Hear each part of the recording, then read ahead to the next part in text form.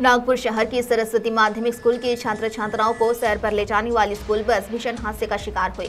इस बस में एक शिक्षिका के साथ 52 छात्र छात्राएं शामिल थे। सरस्वती माध्यमिक स्कूल की स्कूल बस वर्धा जिले के बोर डैम की ओर जा रही थी और वहीं पेंड्री के पास एक मोड़ पर बस चालक का नियंत्रण बस से छूटा और बस रास्ते से 20 फीट नीचे एक गड्ढे में गिर गई। इस बस में 2 शिक्षक के साथ 52 छात्र शामिल थे। इस हादसे में निर्वाणी बांगड़े नामक एक छात्रा की दर्दनाक मृत्यु हुई, तो वहीं चालक, 2 शिक्षक तथा एक कर्मचारी सहित 44 छात्र गंभीर जख्मी हुए। इस मामले में हमारे नागपुर के संवाददाता अविनाश जाधव ने अधिक जानकारी देते हुए जो कहा, आइए सुनते हैं विस्तार में। नमस्कार।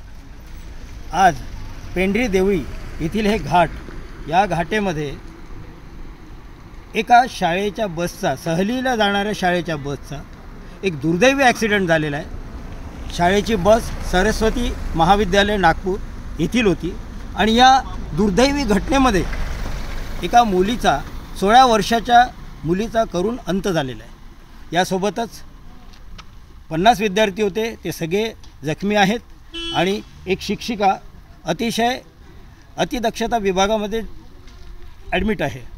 ह्या सगळ्या गोष्टीला हा पहिला ॲक्सिडेंट नव्हे, तर या 5 वर्षाच्या काळामध्ये 370 ॲक्सिडेंट या घाटामध्ये झालेले आहेत आणि या 370 घाटामध्ये अजूनपर्यंत प्रशासनाने कुठलीही ॲक्शन घेतलेली नाही आहे। या 370 घाटामध्ये झालेल्या ॲक्सिडेंटमध्ये आतापर्यंत 10 ते 15 जणांचा करुण अंत झालेला आहे।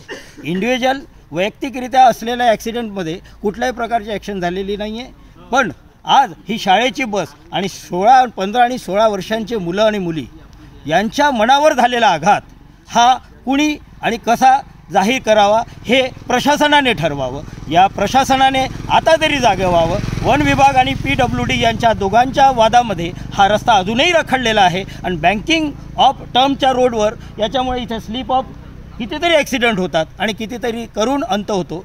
याकडे प्रशासनाने आता तरी लक्ष द्यावे अशी इच्छा। धन्यवाद।